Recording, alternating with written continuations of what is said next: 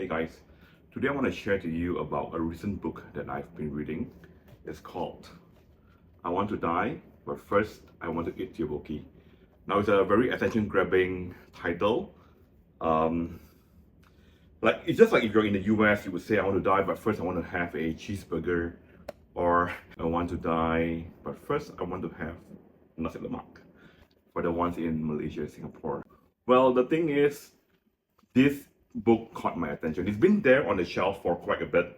I've been seeing it. I've been seeing it on the shelf as I went to the bookstore a couple of times, and it's always been there. But I never knew what was this about, and the title was interesting, but still scary for me. I mean, I don't know. Talking about death or wanting to die in particular is something that I would not really get close to. But then somehow recently I just took the book off the shelf and paid for it and read it. So mental health is a big thing, and it's a big thing. Okay, mental health is a big thing, and recently it's been getting bigger and bigger. I think um, it's no more as taboo as it was before. This book addresses it quite heads on. So for someone who hasn't been dealing with mental health for the longest time, this book is quite significant for me. There are detractors, people who say that this book is just too superficial, too top level, but I think otherwise. That's because, partly maybe because I've never read a self-help book about mental health before, right? So this is new for me. And what's very profound in this book is that there's one thing that I think stood out a lot for me is that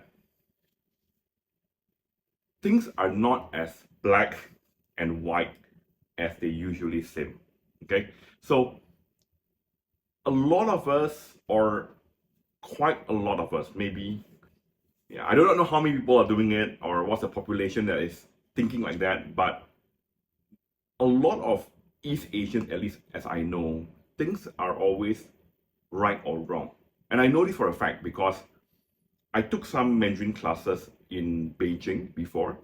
It's an online course, and I had a teacher, and whoa, that was that was scary because it was all about getting it right and never getting it wrong, right? So the teacher would be very strict in, you need to perform, you need to be right, you need to excel. And I think a lot of East Asians or Asians in general have been brought up to the fact that you need to do it right.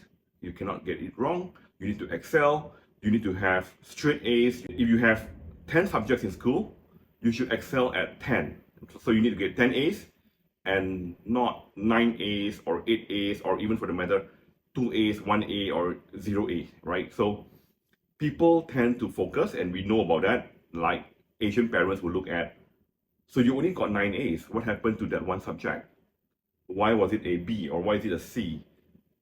So people tend to focus on that, and that has shaped us to become black and white. And it has shaped me a lot. Over the years, growing up, I had to excel. I wanted to excel. But excelling also means that it comes with very set kind of principles, where it says that it's either in the exam, it's either you answer it correctly or you answer it wrongly.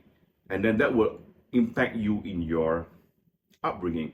Imagine if you go through a upbringing whereby for 12 years, a decade or so, or even more than that, 15 years, 16 years, if you add uni education, college and all, that impact, that whole 15 years of saying black versus white, right versus wrong, has an impact to the people that's going through it.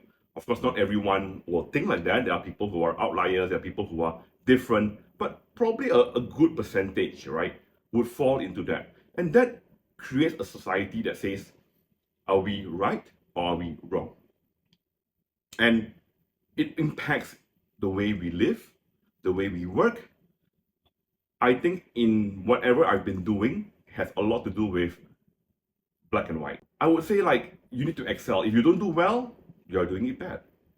It could be as simple as You cook a dish, for example, you cook a dish, it didn't turn out well. It didn't turn out great, okay? It didn't turn out like what you saw it on YouTube or TikTok, but it turned out edible, fine.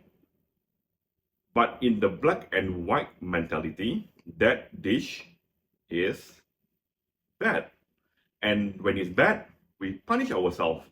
Not physically, but we think, okay, we're not good enough. We didn't do it. We are not good enough. We can't be a good chef. We're not a good cook. That's just an example at home. When we interact with friends, right? So some friends could be, their actions could lead us to think, you're my friend or you're not my friend. So it always goes out to that kind of situation, and it makes life hard. Before I go on further, the good point about this is that it drives us to excel. Definitely. It drives us to excel, but it also drives us into making it very hard. We're beating ourselves up every time.